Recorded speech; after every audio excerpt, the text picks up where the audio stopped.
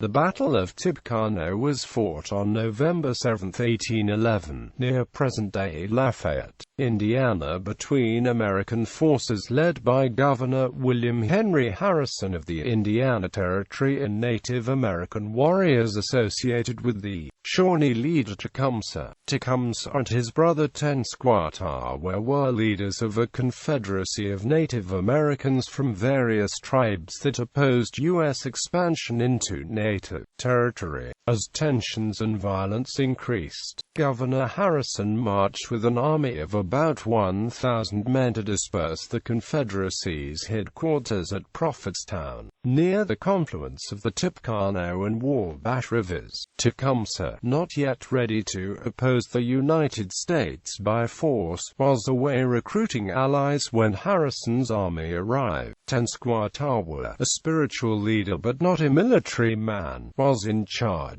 Harrison camped near Prophetstown on November 6 and arranged to meet with Tenskwatawa the following day. Early the next morning, however, warriors from Prophetstown attacked Harrison's army. Although the outnumbered attackers took Harrison's army by surprise, Harrison and his men stood their ground for more than 2 hours. The Native Americans were ultimately repulsed when their ammunition ran low. After the battle, they abandoned Prophetstown and Harrison's men burned it to the ground, destroying the food supplies stored for the winter, and then returned home. Harrison, having accomplished his goal of destroying Prophetstown, proclaimed he had won a decisive victory. He gained the nickname Tippecanoe, which was popularized in the campaign song Tippecanoe and Untitled during the election of 1840, which Harrison won and became president.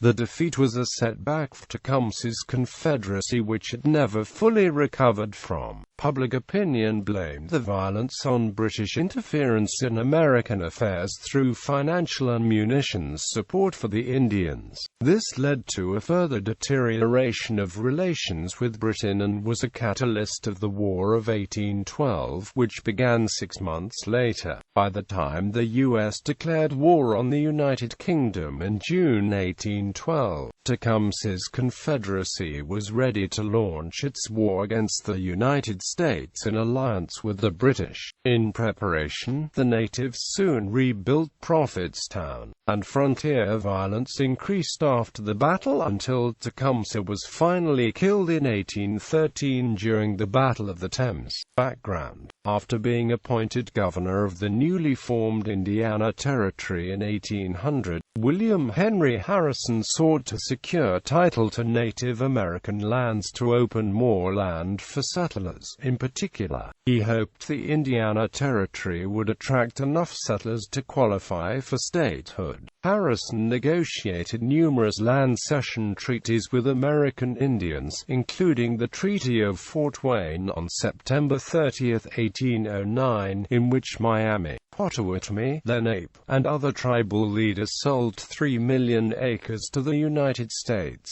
Tenskwatawa, known as the Prophet, had been leading a religious movement among the northwestern tribes, calling for a return to the ancestral ways. His brother, Tecumseh, was outraged by the Treaty of Fort Wayne, and thereafter emerged as a prominent leader. Tecumseh revived an idea advocated in previous years by the Shawnee leader Blue Jacket and the Mohawk leader Joseph Brand, which stated that Native American land was owned in common by all tribes, and land could not be sold without agreement by all the tribes. Not yet ready to confront the United States directly, Tecumseh's primary adversaries were initially the Native American leaders who had signed the treaty. He began by intimidating them and threatening to kill anyone and the followers who carried out the terms of the treaty. Tecumseh began to travel widely, urging warriors to abandon the accommodationist chiefs and to join the resistance at Prophetstown. Tecumseh insisted that the Fort Wayne Treaty was illegitimate. In an 1810 meeting with Harrison, he demanded that Harrison nullify the treaty and warned that settlers should not attempt to settle the lands sold in the the treaty. Harrison rejected his demands and insisted that the tribes could have individual relations with the United States.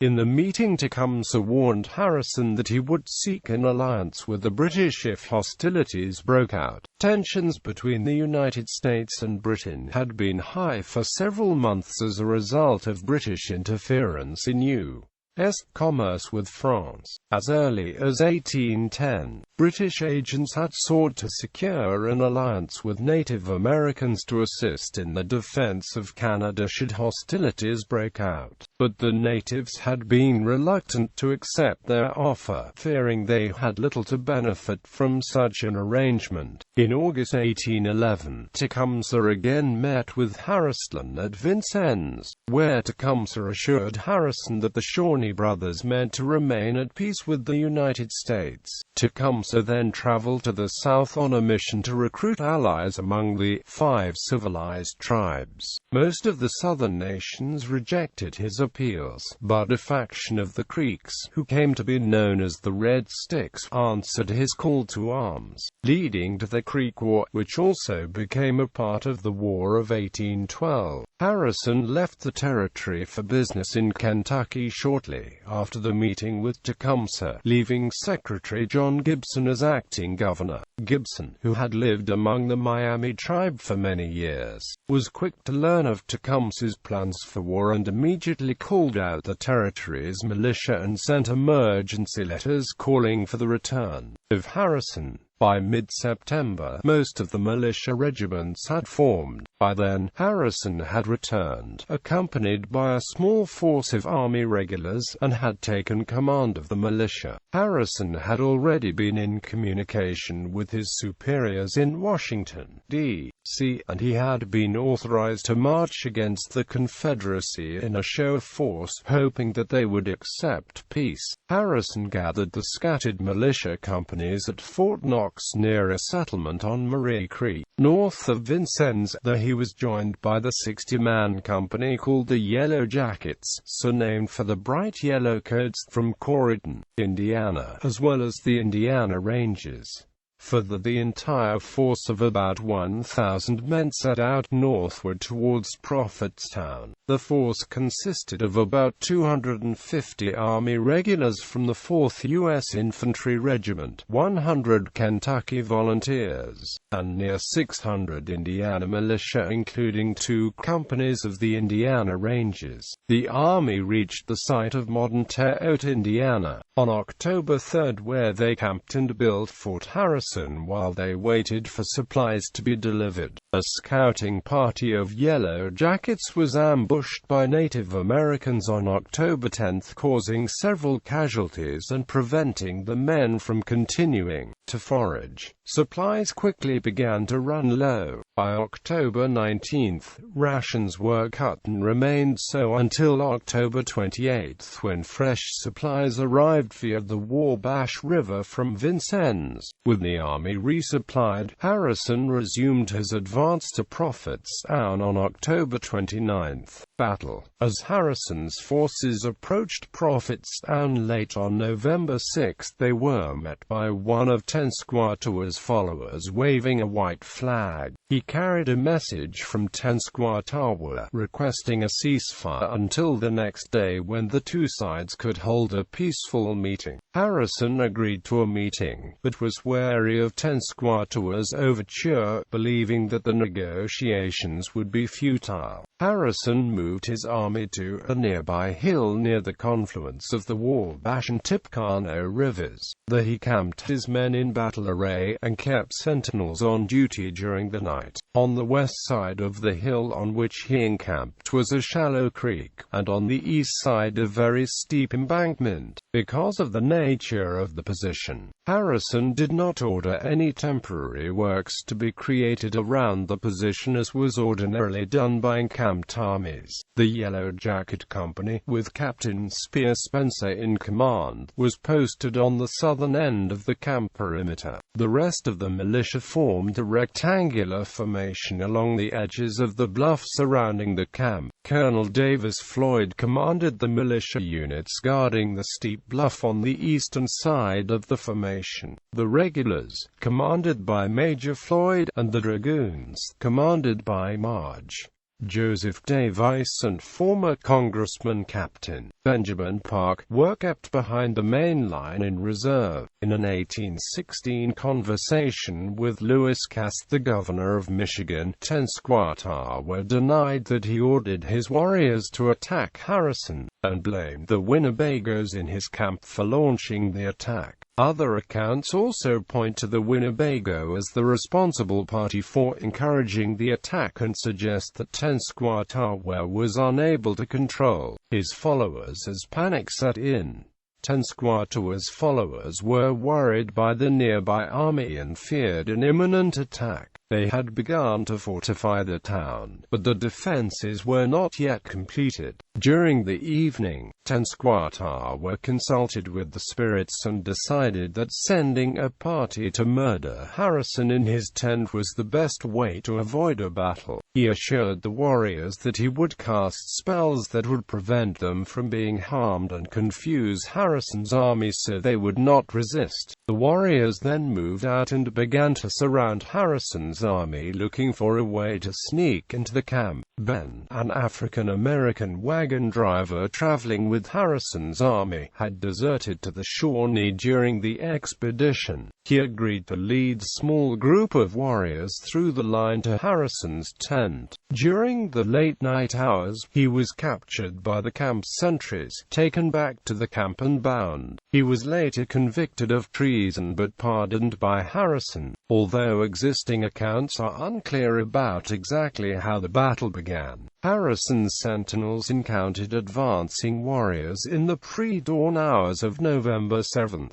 Around 4:30 a.m., the soldiers awoke to scattered gunshots and discovered themselves almost encircled by Tenskwatawa's forces. Contact was first made on the northern end of the perimeter, but the movement was probably intended as a diversion. Shortly after the first shots, fierce fighting broke out on the opposite end of the perimeter as the warriors charged Harrison's line on the southern corner. The attack took the army by surprise as the warriors shouted war calls and rushed the defenders. Spencer was among the first to be killed, being shot in each thigh. Governor Harrison later recorded his death in a dispatch to Washington, saying, "Spencer was wounded in the head. He exhorted his men to fight valiantly. He was shot through both thighs and fell. Still continuing to encourage them, he was raised up and received ball through his body, which put an immediate end to his existence."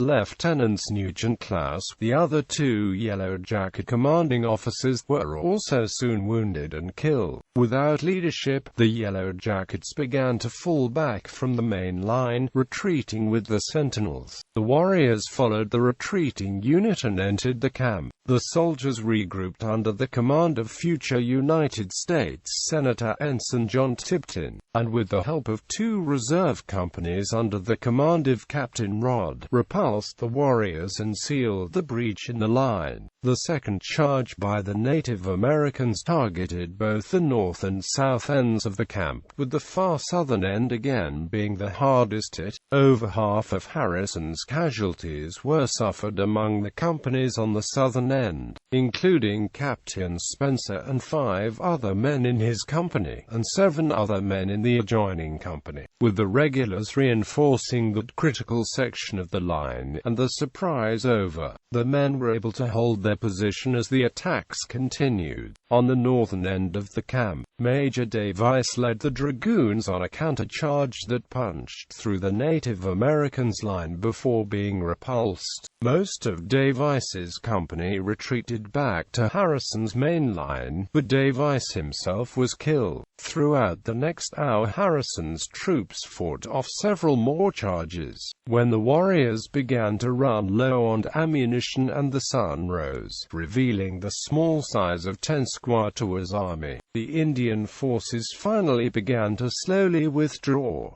A second charge by the dragoons forced the remaining Native Americans to flee. The battle lasted about 2 hours and Harrison lost 62 men. About 126 were less seriously hurt. The Yellow Jackets suffered the highest casualties of the battle, with 30% of the numbers killed or wounded. The number of Native American casualties is still the subject of debate, but it was certainly lower than that of the United States forces. Historians estimate that as many as 50 were killed and about 70 to 80 were wounded. The warriors retreated to Prophetstown where, according to one chief's account, the warriors confronted Tenskwatawa and accused him of deceit because of the many deaths, which his spells were supposed to have prevented. He blamed his wife for desecrating his magic medicine and offered to cast a new spell and insisted that warriors launch a second attack, but they refused. Fearing Tecumseh's imminent return with reinforcements, Harrison ordered his men to fortify the camp with works for the rest of the day. As the sentries moved back out, they discovered and scalped the bodies of 36 warriors. The following day, November 8, he sent a small group of men to inspect the town and found it was deserted except for one elderly woman too sick to flee. The rest of the defeated natives had evacuated the village during the night. Harrison ordered his troops to spare the woman, but to burn down Prophetstown and destroy the Native Americans' cooking implements,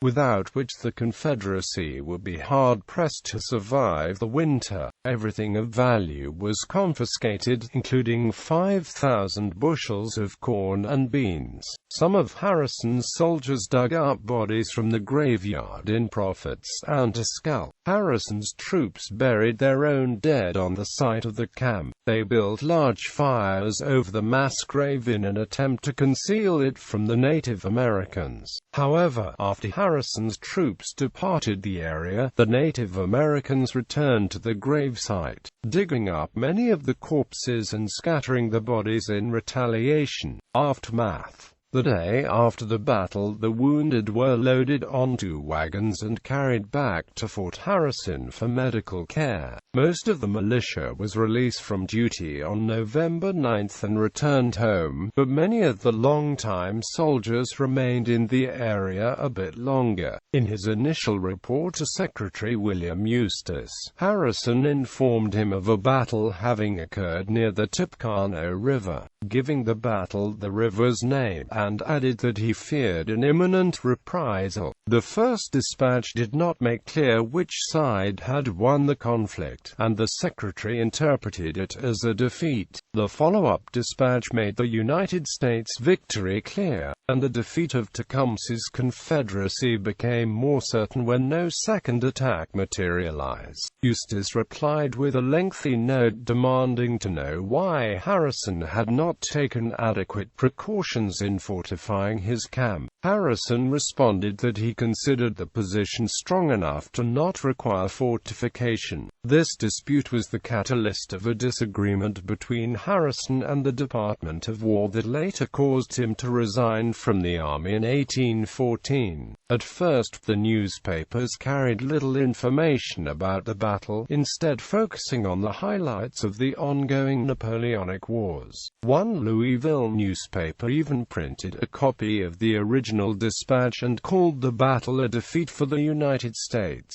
However, by December, most of the major papers in the United States began to carry stories about the battle. Public outrage quickly grew and many citizens blamed the British for inciting the tribes to violence and supplying them with firearms. Andrew Jackson was at the forefront of those calling for war, claiming that Tecumseh and his allies were excited by secret British agents. Other Western governors called for action. Willie Blount of Tennessee called on the government to purge the camps of Indians of every Englishman to be found. Acting on popular sentiment, the war hawks in Congress passed resolutions condemning the British for interfering in the United States' domestic affairs. Tippecanoe fueled the worsening tension with the United Kingdom, culminating in a declaration of war only a few months later. Until recently, historians have accepted the story that Tecumseh was furious with Tenskwatawa for losing the battle, and that Tecumseh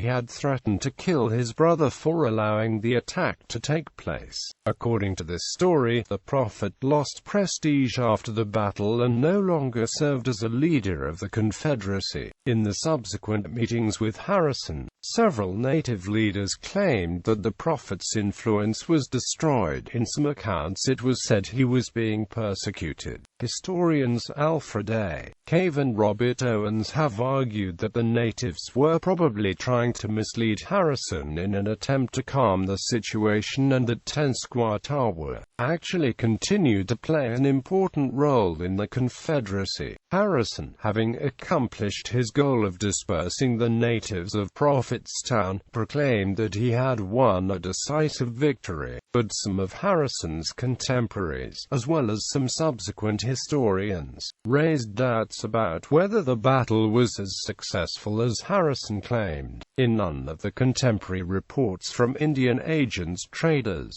and public officials on the aftermath of Tippecanoe can we find confirmation of the claim that Harrison had won a decisive victory. Wrote historian Alfred Cave, the defeat was a setback for Tecumseh's Confederacy, but the natives soon rebuilt Prophetstown, and frontier violence actually increased after the battle. Adam Jortner says the battle was a disaster for both sides, although it did make Tenskwatawa's religious movement stronger. On December 16, 1811, the first of the New Madrid earthquakes shook the South and the Midwest. Many Indians took the earthquake as a sign that Tenskwatawa's predictions of doom were coming true, leading many to support Tecumseh, including many of his former detractors.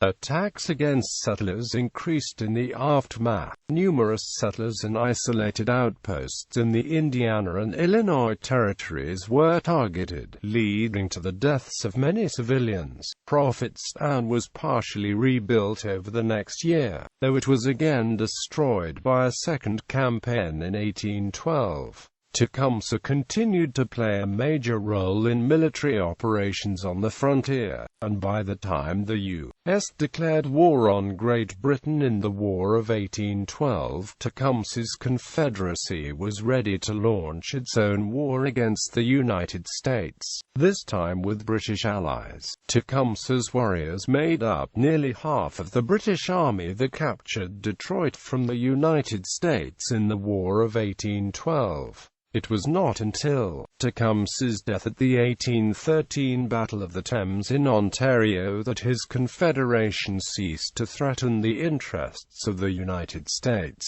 When William Henry Harrison ran for President of the United States during the election of 1840, he used the slogan, "Tippecanoe and Wabash," to remind people of his heroism during the battle. Memorial. The participants in the battle received the thanks of Congress. The resolution originally included William Henry Harrison by name, but his name was removed from the resolution before passage. Harrison considered this to be an insult, thinking Congress implied he was the one person in the campaign not worthy of accolades, and he expressed the opinion that it held him up to obloquy and disrespect. He was later awarded the thanks of Congress and a Congressional Gold Medal in 1818 for victory at the Battle of the Thames. William Henry Harrison returned to the battlefield in 1835 to give speeches during his first presidential campaign. Part of his speech called for the creation of a memorial to preserve the battle site. John Tipton later purchased the land to preserve it. The mission school on the hill was purchased by the Methodist Church to be used as a seminary. Tipton left the battlefield to the seminary in his will, and they maintained it for many years and built a larger facility at the location in 1862. The battle and Harrison were memorialized by two Ohio towns being named Tippecanoe. One changed its name to Tip City in 1938. In 1908, the Indiana General Assembly commissioned the creation of an 80-foot-high obelisk memorial. By the 1920s, the site had become primarily a Methodist youth retreat. On October 9, 1960, the Tippecanoe battlefield was named a National Historic Landmark. In 1961, a large commemoration of the 150th anniversary of the battle was held and attended by an estimated 10,000 people. In the following years, the battle site became less trafficked and fell into disrepair. It was later taken over by the Tippecanoe County Historical Association, which now maintains the battleground and the seminary building, which houses a museum about the battle. An amphitheater was added to the memorial in 1986. From 1989-90, the amphitheater was used for performances of the Battle of Tippecanoe outdoor drama.